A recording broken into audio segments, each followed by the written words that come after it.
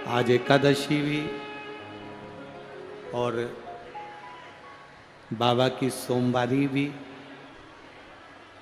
और शिव महापुराण की कथा और गौ माता का मंगल विवाह, ये सब आज बड़े भाग्य से कौड़िया वालों तुम्हें मिला है। एक बार जोरदार ताली से आप सभी का स्वागत वंदन अभिनंदन, बड़े भाग्य से मिला। और जितने भी ऑनलाइन कथा सुन रहे हैं आस्था चैनल पर, फेसबुक, यूट्यूब पर, जहाँ भी बैठकर कथा सुन रहे हैं, आप लोग बड़े भाग्यशाली हैं जो आज गौ माता का भी कन्यादान करने का सौभाग्य मिलेगा। एकादशी का भी है, सोमवारी भी है, सोमवार भी है। देवता और राक्षसों ने मिलकर जो मंथन करा, उस मंथन में सबसे पहले 5 गायें निकली, सुरभि, सुशीला, बहुला, सुभद्रा, नंदा। 5 गाय उस मंथन में जो निकली हैं, 5 गाय उस मंथन से जो प्राप्त हुई।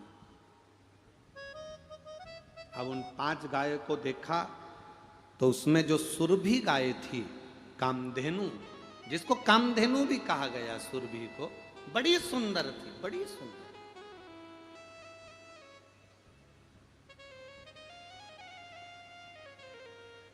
जितनी भी चीजें समुद्र मंथन में से निकली, उनमें से सभी चीजों को किसी ना किसी को दिया गया। जितनी भी चीजें निकली उनको दिया गया। लक्ष्मी निकली, नारायण को दिए। रतन निकले, फिर दिए। औषधि दी निकली, वो प्रदान करी। माणिक निकले, वो दिए। मोती निकले, वो दिए। विष निकला, वो दिए। अमृत निकला, वो दिए।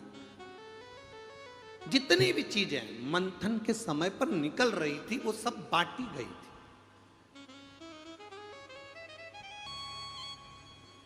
अब सुरभि गाय जब निकली, प्रकट हुई,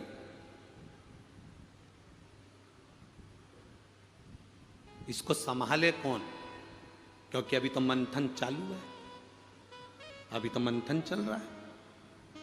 और मंथन अगर चालू है, समुद्र का मंथन चालू है, क्योंकि गाय के निकलने के बाद क्या क्या निकलता है ये पता नहीं चलेगा, अभी काम चालू है। अगर एक बच्चा गोदी में छोटा सा है और माँ काम कर रही है, तो अपने बच्चे को किसी ना किसी को दे देती है। एक काकी संभालना, भाऊजी संभालना, भाभी संभालना, भाई जी संभालना, मेरे बच्चे को देखते रहना, मैं अब भी आती हूँ। उसने बच्चा किसी दूसरे को दे दिया संभालने के लिए। अब भगवान ने सोचा कि ये मंथन में जो गाय निकली है, इस गाय को दिया किसको जाए? सुभद्रा, बहुला, सुशीला, नंदा, सुरभि, इन सब का प्रतिबिंब एक कर दिया जाए और वो गाय किसको दी जाए? तब ध्यान में आया, वहीं पर दक्ष प्रजापति खड़े थे, तो दक्ष प्रजापति को देखा और दक्ष प्रजापति को देखकर भगवान ब्रह्मदेव ने बुलाया। ब्रह्मा जी ने कहा, दक्ष इधर आओ। दक्ष आए। दक्ष पधारो। दक्ष आए। हमारा एक मन है। राजा दक्ष ने कहा, राजा दक्ष प्रजापति बोले, बताइए क्या माने ब्रह्मदेव आपका? ब्रह्मा जी कहते हैं, राजा दक्ष, तुम्हें मैंने अपने हृदय से प्रकट करा है, तुम मेरे पुत्र के स्वरूप हो। मेरी इच्छा है कि इस सुरभि गाय कामधेनु की परवरिश तुम करो, इस गाय को तुम संभालो।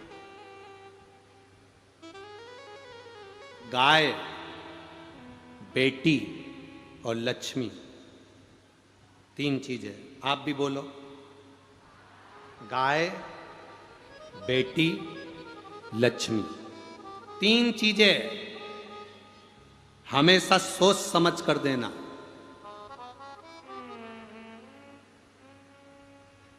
तीन चीजें हमेशा सोच समझ कर देना। पहले नंबर पर है गौ माता। अपने पूर्वजों के निमित्त गाय अगर किसी को दान कर रहे हो, गौ दान कर रहे हो, तो पहले देखना जिस ब्राह्मण को तुम गाय दे रहे हो, उस ब्राह्मण के घर में गाय बांधने की जगह है कि नहीं है। मालूम पड़ा चांदी के खुर के लिए, सोने के सींग के लिए तांबे की पीठ के लिए, थोड़े से बर्तन भांडे, थोड़े सामान के लिए, थोड़े से आनंद, थोड़ा समय दूध दे रही है गाय, तो उस दूध के लिए ब्राह्मण देव लेकर चले गए। बाद में मालूम पड़ा कि बांधने की जगह नहीं, गाय ने दूध देना बंद करा। इन्होंने गाय को दूसरे को दे दिया, दूसरे ने तीसरे को दिया, तीसरे ने चौथे को दिया, चौथे ने पांचवें को दिया। बेचते बेचते बेचते बेचते वो गाय एक दिन कसाई के हाथ में चली गई, और कसाई ने जब उस गाय को काटा, कसाई जब गाय को काट रहा था, तब गाय किसी दूसरे को बद्दुआ नहीं दे रही थी, दे उसको रही थी जिसने संकल्प छोड़कर गाय का दान दिया था, उसको बद्दुआ दे रही थी।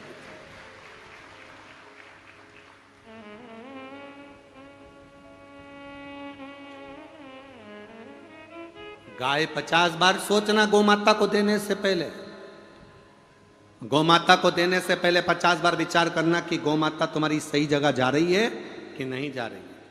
बेटी को देने से पहले 50 बार विचार करना कि बेटी सही जगह जा रही है कि नहीं जा रही। एक गाय अच्छी जगह देना, बेटी किसी ऐसे के साथ मत बांध देना कि बेटी को दुख हो, सोच समझ कर देना। पेट्रोल पंप मत देखना, शोरूम मत देखना, बड़ी दुकान मत देखना, खूब बड़ा बंगला मत देखना, क्योंकि बेटी की जिंदगी में सुख होगा तो झोपड़े में जाने के बाद भी महल बना लेगी, ये पक्का। देने से पहले, बेटी को देने से पहले पेट्रोल पंप, गाड़ी, बंगला, जमीन, जायदाद, प्रॉपर्टी ये मत देखना। बेटी को देने से पहले ये देखना जिस लड़के के साथ बेटी को ब्याह रहे हो वो बेटी का आदर करेगा कि नहीं करेगा, सम्मान करेगा कि नहीं करेगा, सत्कार करेगा कि नहीं करेगा।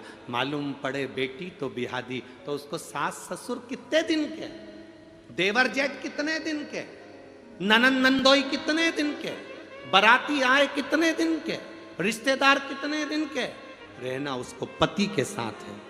अगर तुम्हारी बेटी का सम्मान भले गरीबड़ा हो पर तुम्हारी बेटी को इज्जत दे, सम्मान दे, सत्कार दे और उसको अपने हृदय से, आनंद से, प्रेम वश रखे, तो समझ लो कि बेटी सुखी है, बाकी का जीवन व्यर्थ है। क्या देखा हमने कई जगह पर, कईयों के घर में 5-5 पेट्रोल पंप हैं, 4-4 गाड़ियां हैं, 8-8 नौकर लगे, सोफा सेट, डिनर सेट, सोने के सेट, हीरे के सेट और बहू अप सेट। तो क्या मतलब?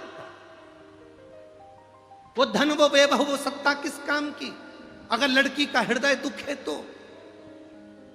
गाय गलत जगह जाती है तो दान करने वाले को रोना पड़ता है, और बेटी गलत जगह जाती है तो कन्या दान करने वाले बाप को रोना पड़ता है।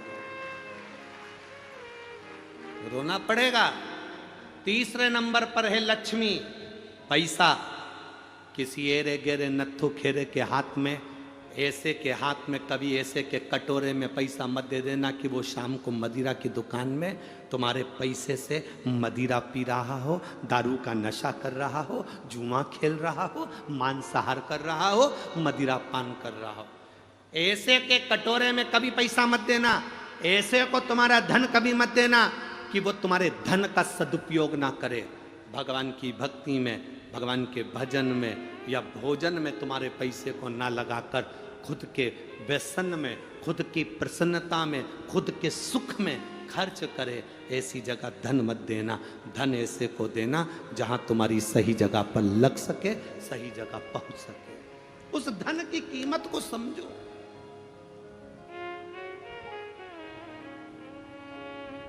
गाय, बेटी और तीसरे नंबर पर लक्ष्मी। गलत जगह नहीं देना, श्रेष्ठ जगह, श्रेष्ठ जगह।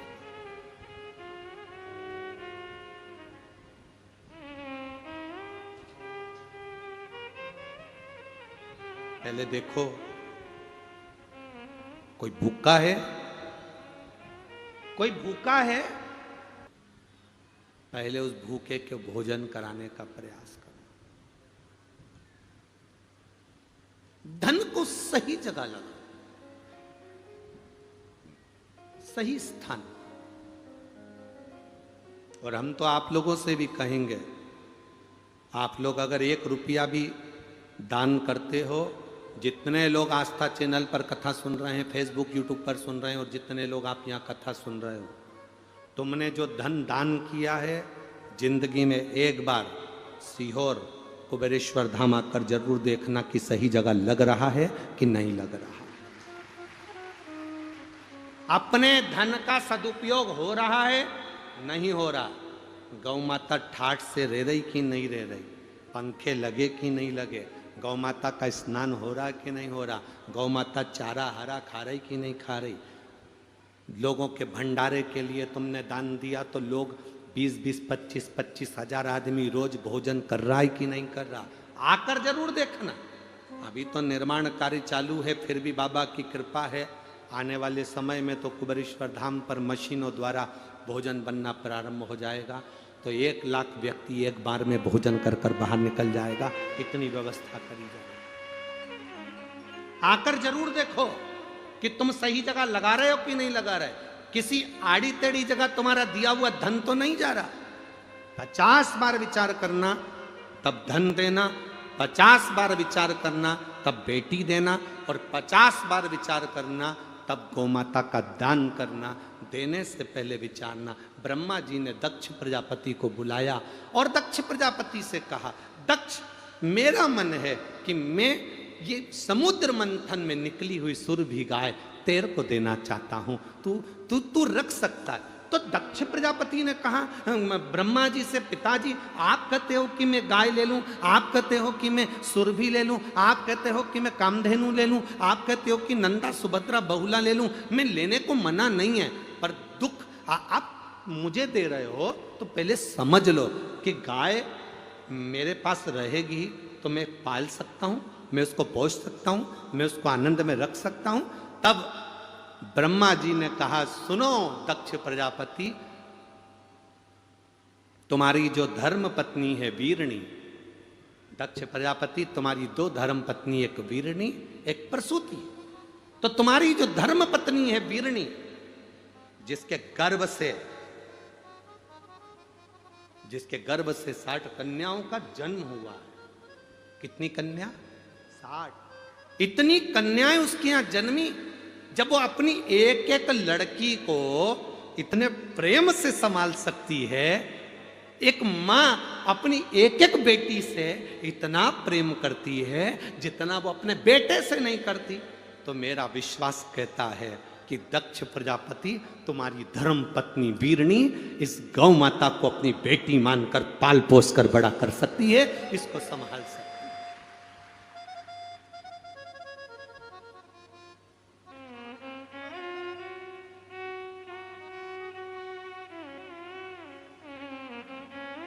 एक बात हमने कह दी थी पहले कथा में, तो उसका लोगों को बहुत बुरा लगा था। आप लोगों ने भी सुना होगा, व्हाट्सएप पे बहुत चला था और लोगों ने हमारे को बहुत कुछ बोला भी था।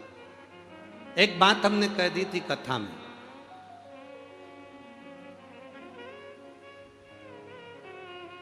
आज फिर बोलेंगे तो लोग फिर चालू हो जाएंगे, पर हमारी भी आदत है, बोले बिगड़ रहते नहीं है। जो बात पहले कही थी आज फिर कह रहा है। जैसे दक्ष प्रजापति की पत्नी वीरणी 60 कन्याओं को हृदय से लगाकर पालती है, पोसती है, तो दक्ष प्रजापति के घर में ब्रह्मा जी गाय देने को तैयार हो गए कि ये इतनी बेटी को पाल रही है तो मेरी भी एक बेटी गोमाता को पाल लेगी। हमने एक बात पहले कह दी थी कि आपकी बेटी का विवाह ऐसे घर में करना जिस घर में पहले से बहन बेटियां हों, तो बेटी देना जिससे उस मां को मालूम पड़े कि बेटी का दर्द क्या होता है। इस बात का बहुत विरोध हुआ था। जिसके घर में बेटी है उसके घर में बेटी देकर देखना। तो मां जैसे अपनी बेटी को विदा करती है और उसकी बेटी को अगर कोई तकलीफ आती है तो वो माँ ये सोचे कि ये भी किसकी बेटी है, मैं अपनी बहू को तकलीफ क्यों दूं। तो यह कथा क्या गलत कह रही है? अब तुम्हें कोई गलत बात लगी क्या इसमें? फिर भी लोगों ने कह दिया जिनके यहाँ बेटी नहीं हो तो उनके लड़का लड़की ना देवे। निवेदन, जिसके घर में बेटी होती है उसके घर में अगर कोई माता पिता अपनी बेटी की शादी करते हैं, जब उसकी बेटी विदा होती है तब माँ को मालूम पड़ता है कि बेटी का दर्द क्या होता है। जब तुमसे कोई दहेज मांगेगा तब मालूम पड़ेगा कि दहेज देना कैसा होता है। सामने वाले से तो कह दिया 50 बाराती आएंगे, अच्छे से खिलाना, डिनर सेट देना, ये सेट देना, वो सेट देना। जब तुमसे कोई मांगेगा तब मालूम पड़ेगा कि बेटी का देने का दर्द क्या होता है। जब तुम किसी की बेटी को, अगर थोड़ा सा तुम्हारी बेटी को दुख होगा तो तुम्हारे घर में जो बेटी है, बहू है, तुम जान पाओगी कि मेरी घर में भी किसी की बेटी रहती है। अगर मैं अपनी बेटी को सुखी देखना चाहती हूं तो पहले मैं अपने घर की बहू को सुखी रखूंगी, तब मेरी बेटी सुखी रहेगी। हम सुधरेंगे, बोलो जम के बोलो रे जरा, हम सुधरेंगे। इतने धीरे बोलोगे तो कभी नहीं सुधरेगा, जरा दम से तो बोलो, हम सुधरेंगे युग सुधरेगा। हम बदलेंगे कब सुधरोगे? बस फिर तो युग सुधरा है, अपने को क्या टेंशन। हम सुधरें बस। हम हमारे घर में एक नियम बना लें कि मैं अपनी बहू को अच्छे से रखूंगी, तो ये मेरा विश्वास कहता है मेरी बेटी कहीं पर भी रहे उसकी सास अच्छे से रखेगी, ये पक्का। उसकी सास भी अच्छे से रखेगी। एक माता पिता से पूछो कि बेटी का दर्द क्या होता है। कोख में पाल पोस कर बड़ा करा और वो बेटी ब्याह करने के बाद अगर दुखी हो जाए तो माँ बाप से पूछना कि उसका दिल कितना रोता है।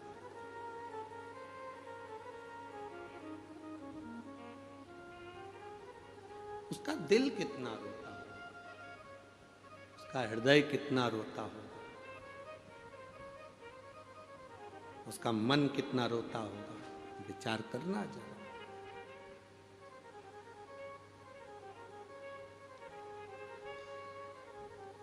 शिव कथा कह रही है, भगवान शंकर का संवाद कर रहा है।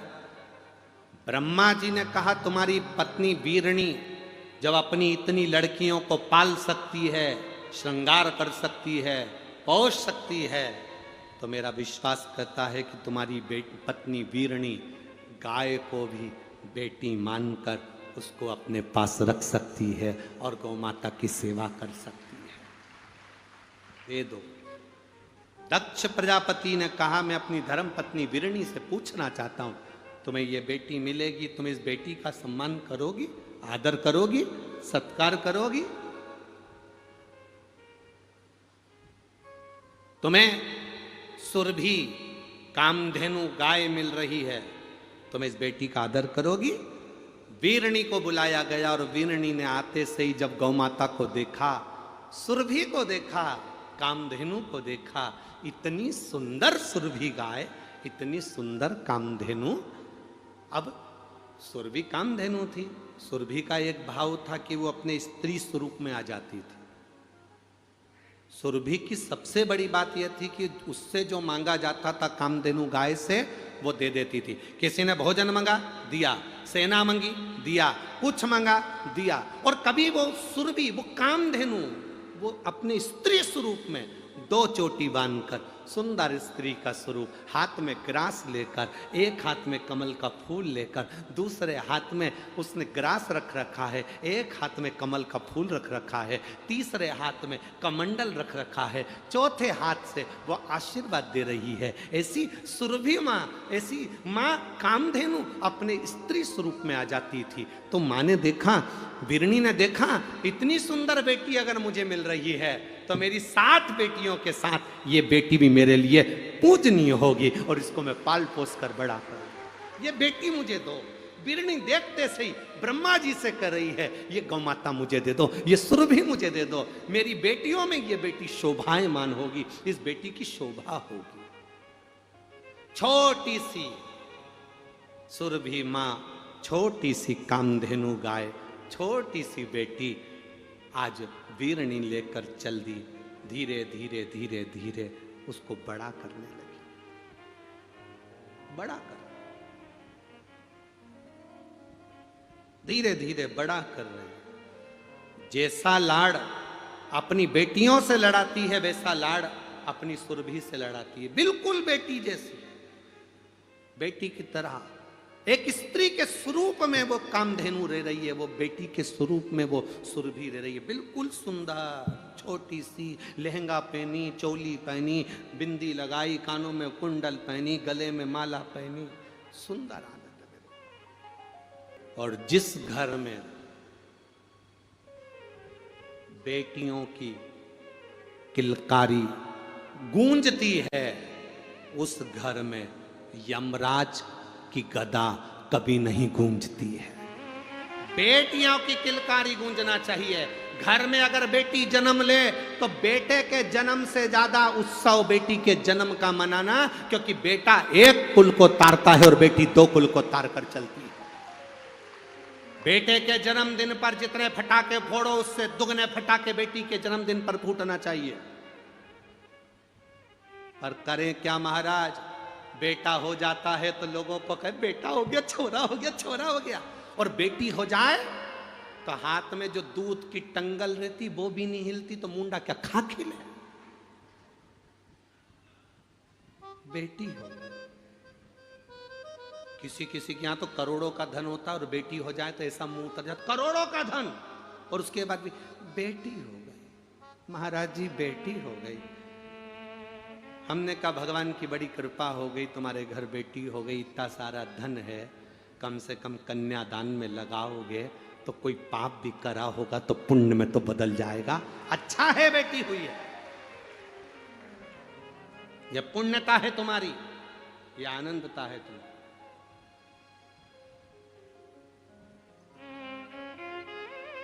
सुरभि, अब सुरभि के माता पिता कौन है? दक्ष प्रजापति और माता वीरणी, ये कामधेनु सुरभि के माता पिता। पाल पोस कर बड़ा कर रहे थे। एक दिन पाल पोस कर बड़ा करते करते वीरणी से आज सुरभि ने कहा मां, मां बोलो क्या बात है? सुरभि कहती है मां, मुझे भगवान नारायण स्वर्ग में बुला रहे हैं, क्या मैं जा सकती? वीरणी ने कहा तू इतनी छोटी, तुझे भगवान विष्णु क्यों बुलाएंगे? मां, भगवान विष्णु और लक्ष्मी जी में झगड़ा चल रहा है।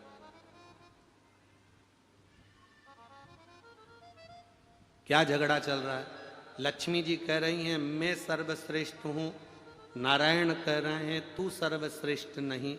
अब दोनों में झगड़ा चल रहा है, तो भगवान विष्णु ने मुझे बुलाया है। क्यों बुलाया है? लक्ष्मी को बहुत अहंकार आ गया है माँ, उसके अहंकार को कम करने के लिए नारायण मुझे बुला रहे हैं। तू जाकर क्या करेगी बेटी? सुरभि कहती है माँ, कामधेनु कहती है माँ मुझे जाना पड़ेगा क्योंकि नारायण बुला रहे हैं। माँ वीरणी ने कहा ठीक है जा, और वीरणी अपनी बेटी सुरभि को, कामधेनु को स्वर्ग भेज दी। जैसे स्वर्ग में कामधेनु गई, भगवान नारायण ने कहा कामधेनु, वीरणी हमें तीर्थ करने जाना है, अगर हम इस नारायण के स्वरूप में तीर्थ करने जाएंगे तो लोग हमें देखकर पूजने लग जाएंगे, इसलिए हम तुम्हारे शरीर में बैठकर तीर्थ करेंगे। 33 कोटि देवताओं को माता सुरभि ने अपने शरीर में बिठा लिया। भगवान नारायण तीर्थ करने ले गए। 8 दिन तक नारायण स्वर्ग नहीं आते। 10 दिन निकल जाते, भगवान नारायण स्वर्ग नहीं आते, तो लक्ष्मी जी को टेंशन बढ़ा कि मेरा पति आखिर जाता कहाँ है, भगवान विष्णु आखिर जाते कहाँ है। लक्ष्मी जी को टेंशन बढ़ा, लक्ष्मी जी को चिंता बढ़ी कि नारायण कहाँ गए, नारायण पहुंचे कहाँ है। अब तो सारे देवता गौ माता के अंदर बैठते तीर्थ करने चले जाते।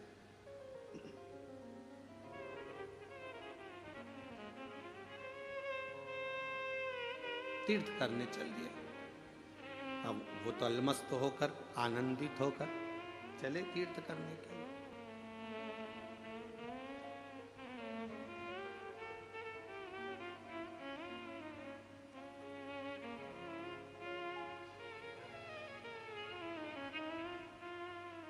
और तीर्थ करने जाते सारे देवता घूमने में लग जाते। महाराज सारे देवता की कथा कहती है, वीरणी ने आज्ञा दे दी, सुरभि कामधेनु बैकुंठ गई। भगवान नारायण कामधेनु गाय में बैठकर सुरभि में बैठकर सारे तीर्थ करने गए। लक्ष्मी जी को चिंता लग गई कि मेरे पति आखिर जाते कहाँ। एक दिन नारायण आए तो लक्ष्मी जी ने पूछ लिया, प्रभु बहुत दिनों में आते हो, आप कहाँ रहते हो। भगवान नारायण ने कहा, गौ माता में बैठकर हम तीर्थ करने के लिए जाते हैं। कौन कौन जाता है। भगवान विष्णु ने कहा कि सारे 33 कोटि देवी देवता, सरस्वती हो, पार्वती हो, शंकर जी हो, इंद्र देव, वरुण देव, गरुण देव, षडानंद, गणेश, रिद्धि सिद्धि सब। तो इतने में लक्ष्मी जी बोली,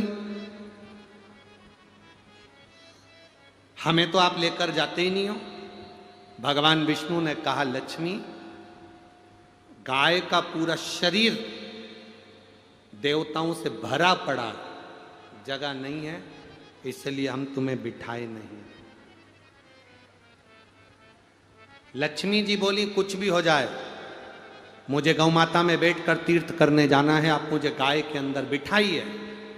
भगवान नारायण ने कहा, लक्ष्मी तुम तो कहती थी कि सर्वश्रेष्ठ हो, गाय में बैठने के लिए तुम्हारे लिए स्थान नहीं है। तुम तो कहती थी कि मेरा पद अलग है, मेरी प्रतिष्ठा अलग है, देवताओं से मैं अलग बैठती हूं, तो फिर तुम गौमाता में कैसे बैठोगी।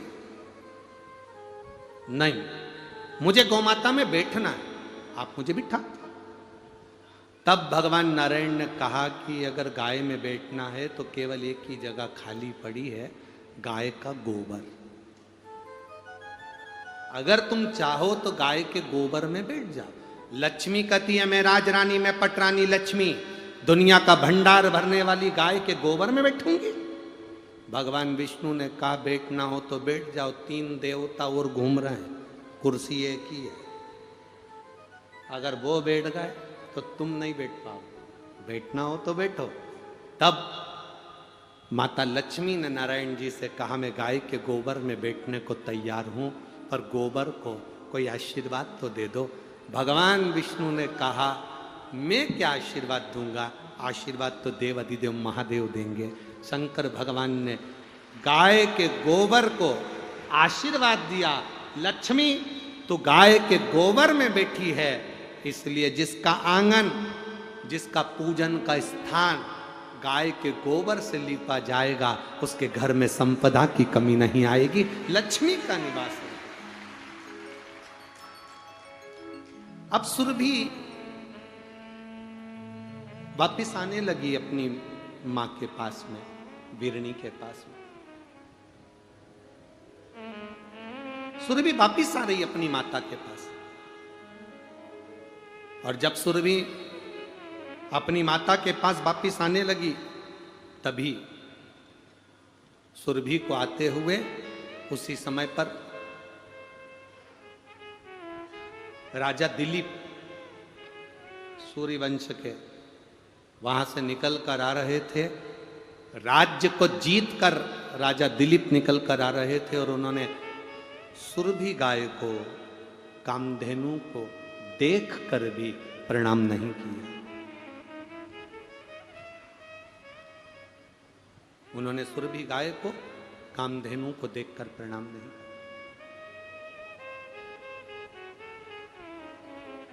क्रोध आ गया मां। सुरभि ने विचार करा कि मैं गौ माता हूं, गाय हूं, राजा दिलीप मेरा आदर नहीं कर पा रहे, मैं श्राप देती हूं राजा दिलीप तेरे को, गाय को देखने के बाद भी तूने प्रणाम नहीं करा, इसलिए मैं तुझे श्राप देती हूं कि तेरे यहां पर संतान नहीं होगी, तेरे यहां पर वंश नहीं बढ़ेगा, तेरे यहां पुत्र पैदा नहीं होगा।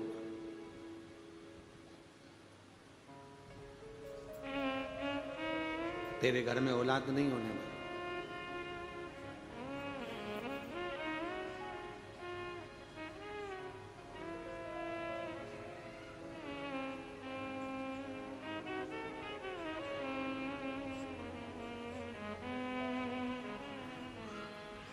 दिलीप, राजा दिलीप आए, उनके घर में वंश नहीं बढ़ रहा, उनके घर में संतान नहीं हो रही, बड़ी चिंता में व्याप हो गए राजा दिलीप, बड़ी चिंता लगी, बड़ा टेंशन। तब अपने गुरुजी के पास में गए और गुरुजी के पास में जाकर निवेदन करा, डिले कम करो। अपने गुरुजी के पास जाकर निवेदन किया, अपने गुरुजी के पास जाकर कहा, गुरुवर, गुरुदेव, मेरे घर में संतान का सुख नहीं है, संतान कैसे होगी मेरे यहाँ औलाद का सुख नहीं, संतान का सुख नहीं, आप कृपा करिए। वशिष्ठ बाबा ने कहा, मेरी गाय ये नंदनी लेकर जाओ, इस गाय की सेवा में लग जाओ, ये गाय बैठे तो तुम बैठना, ये पानी पिए तो तुम पानी पीना, ये भोजन करे तो तुम भोजन करना, ये कहीं आराम करे तो तुम आराम करना, इस गौ माता की सेवा में लग जाओ, क्योंकि तुमने गाय का अपमान करा, इस गौ माता का तुमने सम्मान नहीं करा।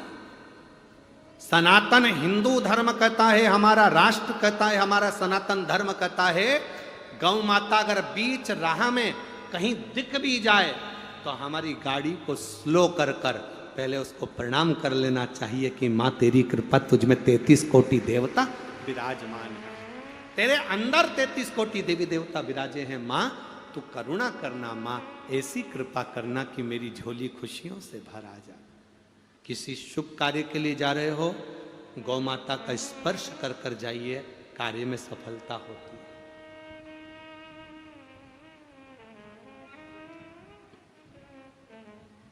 जिस राष्ट्र में, जिस प्रदेश में, जिस गांव में, जिस नगर में, जिस क्षेत्र में गाय काटी जाती है, उस क्षेत्र का, उस नगर का कभी विकास नहीं हो सकता। वहां के लोग रहने के बाद भी चाहे कितना ही पुण्य कर ले, अंत में उनको भोगना ही पड़ता है। प्रयास करो अपने प्रदेश में, अपने देश में, अपने क्षेत्र में, अपने गांव में, अपने नगर में कहीं गौ माता की हत्या ना हो। घर के बाहर हम भोजन अगर पटक भी दे तो पॉलीथीन में ना पटके। गाय पॉलीथीन खाती है, उसके पेट में जाता है, कैंसर हो जाता है, गाय तड़पती रहती है, तड़पती रहती है, पन्नी निकलती नहीं है। एक एक गाय के पेट में 5-5, 6-6 किलो पॉलीथीन भरी रहती है साहब। जब गाय मरती है तड़प तड़प कर मरती है, तड़प।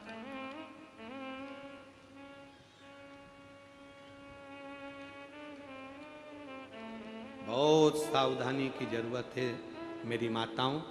आप गाय को रोटी देओ ना देओ, पर इतना जरूर करना कि गाय को अगर किसी ने पॉलीथीन में रोटी डाली है तो वो पॉलीथीन को निकाल कर अलग करना और रोटी गाय के मुख में देना। वो पॉलीथीन कहीं जमीन में कहीं दूसरी जगह गाड़ देगी।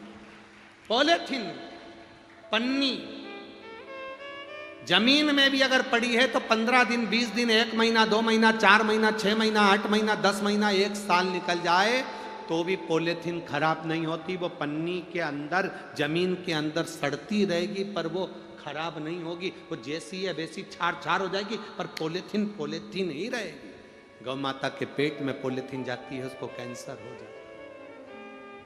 उसकी रक्षा करो। धर्म की अधर्म का, प्राणियों में विश्व का उसकी रक्षा करना हमारा फर्ज है। जैसे हम आपसे कहते हैं कि कोई बड़ी बीमारी हो तो शंकर जी के मंदिर में जाकर एक लोटा जल चढ़ाओ, उसी तरह गौ माता के जीवन में अगर दुख आए तो आपको खड़े रहना चाहिए। जब बड़ी बीमारी आए तो शिव तत्व का स्मरण करना चाहिए। गौ माता के जीवन में अगर दुख आए तो आपको वो पन्नी अलग करना चाहिए। ए बागदेव, शेर, जंगल के राजा, तुम मुझे खा जाओ पर इस गौ माता को छोड़ दो। गाय को पीछे करा, दिलीप आगे हो गया, शेर में से विधाता प्रकट हो गया। उसने कहा, रे दिलीप, मैं तो तेरी परीक्षा ले रहा था, ये गाय के कहने पर मैंने तेरी परीक्षा ली थी। अब तो चिंता मत कर, नंदनी तुझे वर देगी। नंदनी गाय ने राजा दिलीप को वर दिया कि तुम्हारे घर में एक पुत्र जन्म लेगा जिसका नाम भागीरथ होगा। वो भागीरथ गंगा जी को लेकर आएगा और 60,000 काकाओं का उद्धार कर जाएगा।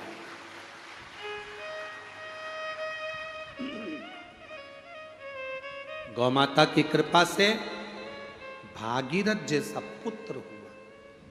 गाय सुरभि मां, कामधेनु मां आई, बैकुंठ से वापिस सुरभि मां आ गई। कामधेनु बैकुंठ से वापिस आ गई, अपनी माता विरणी के साथ में रहने लगी। कभी कन्या के रूप में रहती है, कभी गौ माता के रूप में रहती है, कभी सुंदर स्त्री के रूप में रहती है, कभी गौ माता के रूप में रहती है, कभी पूरा शरीर गाय का बना लेती है, मुख स्त्री का बना लेती है। आप लोगों ने ऐसा फोटो देखा है गाय का? कभी गौ माता का कभी ऐसा फोटो देखा है? शरीर पूरा गाय का और मुख स्त्री का। कभी पूरा शरीर गौ का बना लेती है और मुख स्त्री का बना लेती है। ऐसा सुंदर रूप धरकर सुरभि कामधेनु भ्रमण करती है, भ्रमण कर। समय आया, घूमते घूमते एक दिन जब कामधेनु सुरभि जब बड़ी हो गई,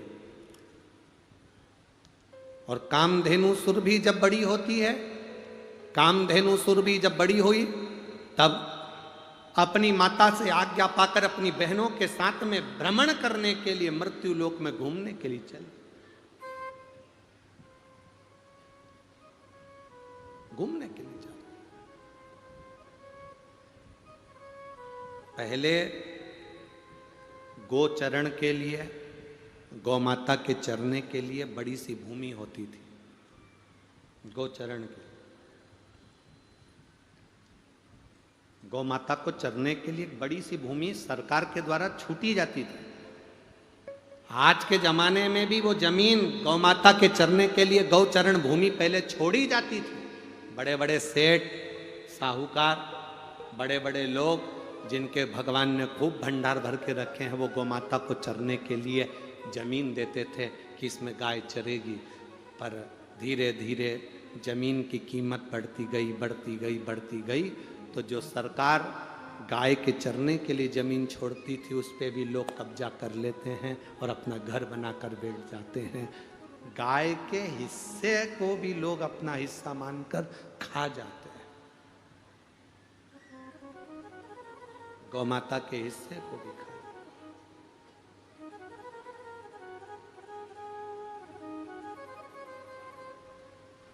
अभी आशीष आपको बोल रहा था, आपने सुना होगा, आशीष कथा के पहले बोल रहा था, तुम अन्नदान में अगर पैसा दान कर रहे हो ऑनलाइन तो उसमें लिख के भेजो व्हाट्सएप पे कि हमने अन्नदान में किया। तुम मंदिर निर्माण में दान कर रहे हो तो मंदिर निर्माण का लिखकर भेजो कि मंदिर निर्माण में दिया। तुम गाय के कन्यादान में अगर दान कर रहे हो कि आज एकादशी है, गौ माता का विवाह हो रहा है तो उसके दान में, कन्यादान में देना है, तो वो लिखकर भेजो कि कन्यादान में दिया। कम से कम तुमने जो कन्यादान में दिया, हम उसको उठाकर जो नई गौशाला का निर्माण हो रहा है उस गौशाला में तुम्हारी तरफ से लगा दें, जिससे लगे कि कन्यादान आया था तो यहाँ लगा। गौ माता के चारे के लिए दिया है तो चारा लिखकर भेजो कि हमने चारे के दिया, जिससे चारा खा सके।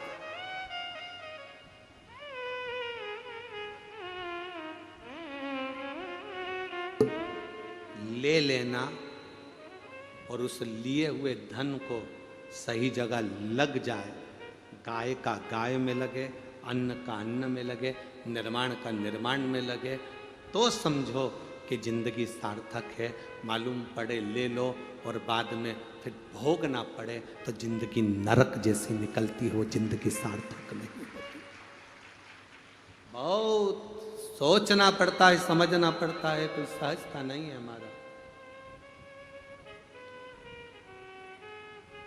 सुरभि गाय कामधेनु भ्रमण करने निकली, अपनी बहनों के साथ जा रही थी। कश्यप ऋषि स्नान कर कर संध्या करने के लिए बैठे थे और सुरभि कामधेनु निकल कर जा रही थी। आज गाय के रूप में सुरभि कामधेनु जा रही थी और इतना उसने क्या देखा सुरभि कामधेनु ने कि कश्यप ऋषि बैठकर संध्या कर रहे हैं, आराधना कर रहे हैं, प्रभु की भक्ति कर रहे हैं, आराधना कर रहे हैं। अब भक्ति का फल खाली जाता है क्या? आप लोग यहां बैठकर श्री शिवाय नमस्तुभ्यम बोलते हो, इतने लाखों लोग एक साथ भगवान शंकर का नाम लेते हो तो वो खाली जाता है क्या? नहीं। 3 महीने के अंदर मेरा बाबा तुम्हारी झोली भरता जरूर है, ये निश्चित है, देगा। ये पत्र आया है, देखिए।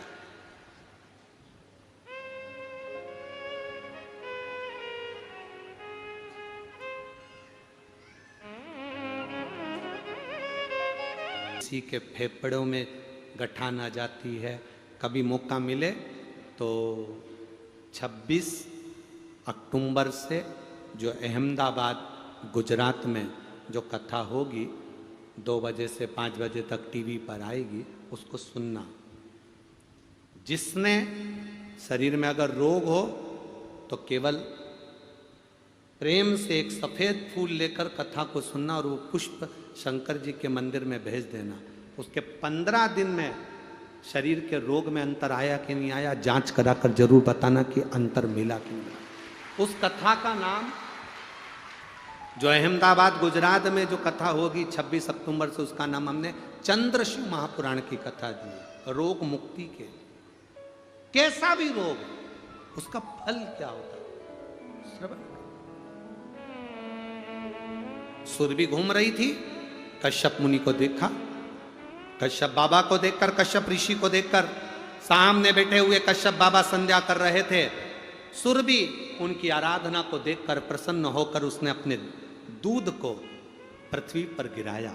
जैसे ही सुरभि माता का दूध, गौ माता का दूध, कामधेनु का दूध पृथ्वी पर गिरा तो उसकी गंध बहते बहते कश्यप ऋषि के सम्मुख में पहुंच गई, कश्यप बाबा के सामने पहुंची।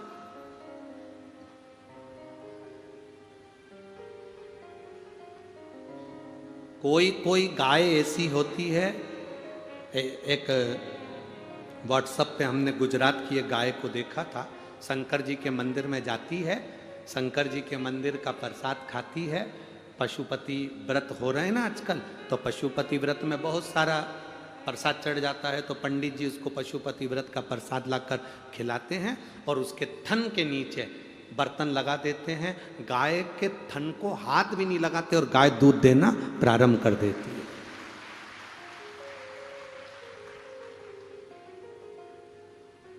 ऐसी कैसी हमारी भी सीहोर गौशाला में राधा है, उसका नाम है राधा, वो भी ऐसी है।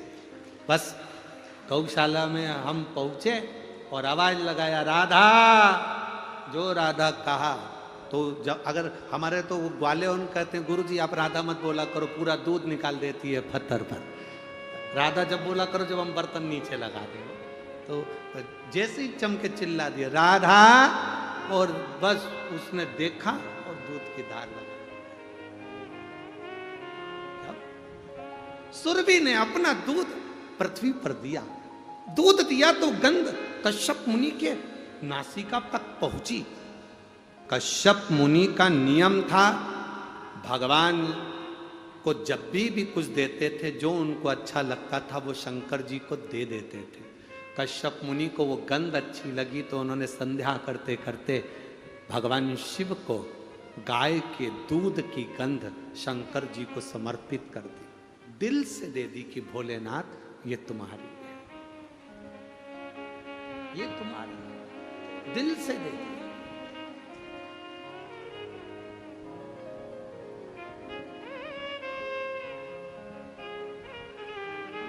कश्यप मुनि के शंकर भगवान को गंध देते ही, शिव जी को जैसे ही सुरभि गाय के, कामधेनु के गाय के दूध की गंध जैसे ही महादेव को कश्यप मुनि ने दी, शंकर भगवान प्रकट हो गए, सामने प्रकट। शिव महापुराण की कथा कहती है, लोग कहते हैं शंकर जी को दूध चढ़ाने से क्या होता है। शिव महापुराण की कथा कहती है, शंकर को अगर गौ माता का एक बूंद दूध भी चढ़ जाए तो शंकर प्रकट हो जाते हैं और प्रसन्न होकर वर देते। कश्यप मुनि ने दूध नहीं दिया है, कश्यप मुनि ने कामधेनु गाय का, सुरभि गाय का दूध नहीं दिया। कश्यप मुनि ने तो केवल गंध आई थी, उस गंध को शंकर जी को दे दी थी।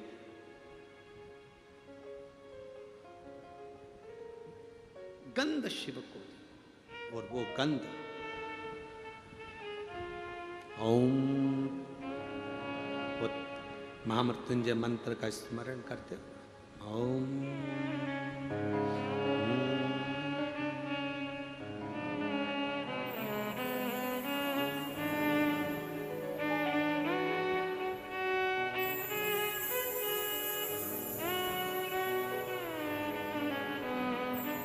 ये वैदिक मंत्र है, इसलिए हम इसको अपनी व्यासपीठ से नहीं बोलते, हमेशा धुन के द्वारा मन में गुनगुना लेते हैं। आज के ज़माने में लोग माइक पे चला देते हैं और चल रहा है, कोई वॉशरूम में है, कोई गलत जगह पर है और उसका भोग उसको भोगना पड़ता है। ऐसे ये बोले और आप मन में ध्यान लगाकर इस मंत्र के साथ चलिए। एक बार वापिस,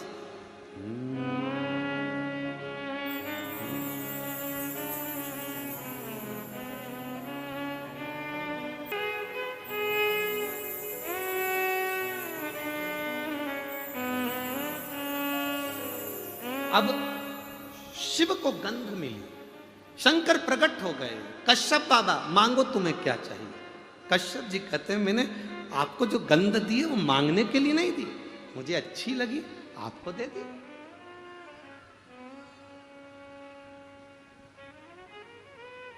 मुझे अच्छा लगा मैंने आपको दी। बाबा प्रसन्न हो गए। शंकर जी ने कहा कश्यप बाबा मेरा मन करता है ये सुरभि आपको मिल जाए। कश्यप ऋषि ने कहा कि ये सुरभि मुझे मिल जाए, अगर मैं सुरभि से विवाह करूं, शर्त एक है, आपको सुरभि के, कामधेनु के गर्भ से जन्म लेना पड़ेगा, तो मैं सुरभि से शादी कर सकता। शंकर भगवान प्रसन्न होकर कहते हैं सुनो कश्यप ऋषि, तुम मेरे कहने पर अगर सुरभि से, कामधेनु से विवाह कर रहे हो तो ये शिव सुरभि के गर्भ से 11 रुद्र अवतार के रूप में प्रकट होगा। ये शंकर 11 रुद्र अवतार के रूप में कामधेनु गौ माता के उदर से प्रकट होंगे। शंकर के 11 रुद्र अवतार हुए थे, कपाली, पिंगल, भीम, विरूपाक्ष, अस्पात, अहिवर्धन्य, शंभु, चंड, भव, शास्त्र, विलोहित, ये 11 रूप में, 11 रुद्र के रूप में सुरभि गाय के गर्भ से मैं प्रकट होऊंगा, परंतु पहले आपको सुरभि से विवाह करना पड़ेगा। भगवान कश्यप ऋषि कहते हैं अगर आप कहते हो भोलेनाथ तो मैं विवाह करने को तैयार हूं, कम से कम मेरे घर में सुरभि के गर्भ से 11 रुद्र अवतार प्रकट तो होंगे, इससे बढ़कर सुकून और क्या। खबर पहुंचाई भगवान देवादिदेव महादेव ने दक्ष प्रजापति के पास में। दक्ष प्रजापति अपनी धर्म पत्नी वीरणी से कहो विवाह की तैयारी करे। सुरभि का विवाह, कामधेनु का विवाह कश्यप ऋषि से होने की तैयारी होने लगी। चारों तरफ आनंद होने लगा, पूरी पृथ्वी सजने लगी, पूरी पृथ्वी पर श्रृंगार होने लगा और गौ माता को हल्दी लगने लगी। आज गौ माता को हल्दी लग रही।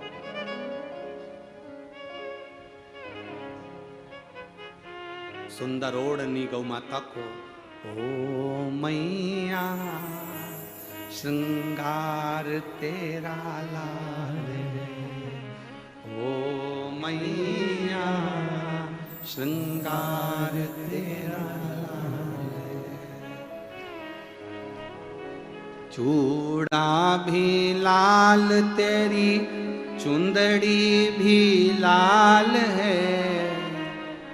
मेरी माताएं सब बोलो, चूड़ा भी लाल तेरी चुंदड़ी भी लाल है, ओ मैया श्रृंगार तेरा लाल है, ओ मैया श्रृंगार तेरा लाल है, ओ मैया श्रृंगार तेरा लाल है, ओ मैया श्रृंगार तेरा लाल है। सिंदूरा भी लाल तेरी बिंदिया भी लाल है, सिंदूरा भी लाल तेरी बिंदिया भी लाल है, ओ मैया श्रृंगार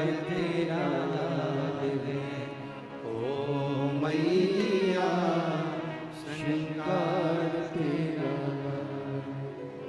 महाराज श्रृंगार करने लगे। पूरी दक्ष प्रजापति की नगरी आज सजी है, क्योंकि माँ कामधेनु सुरभि का मंगल विवाह आज कश्यप बाबा से होने जा रहा। आनंद छाया पूरी नगरी में, सुख समाया पूरी नगरी में।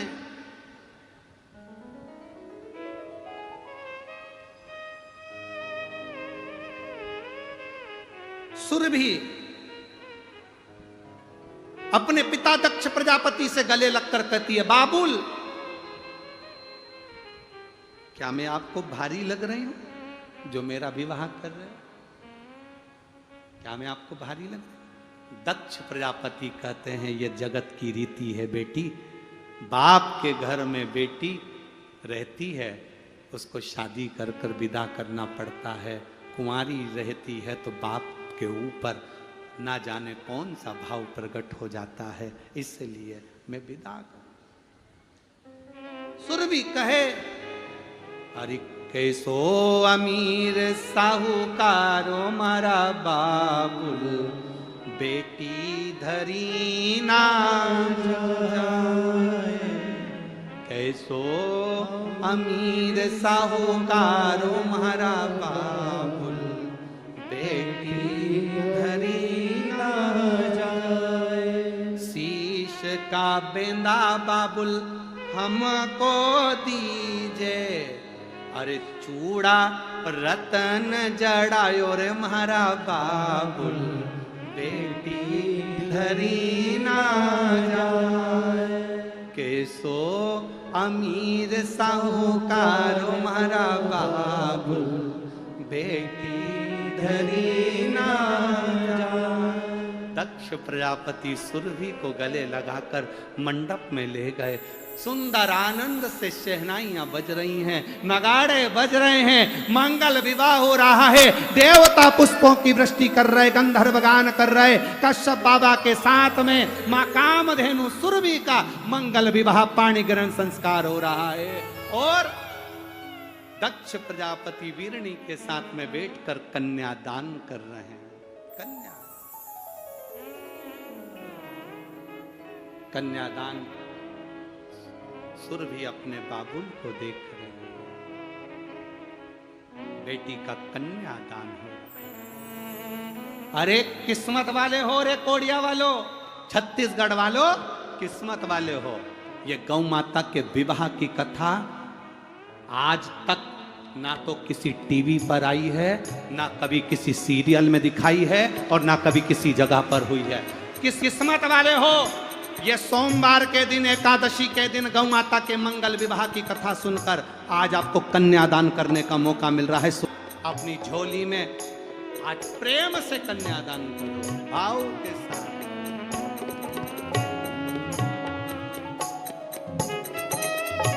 बड़े भाव से आनंद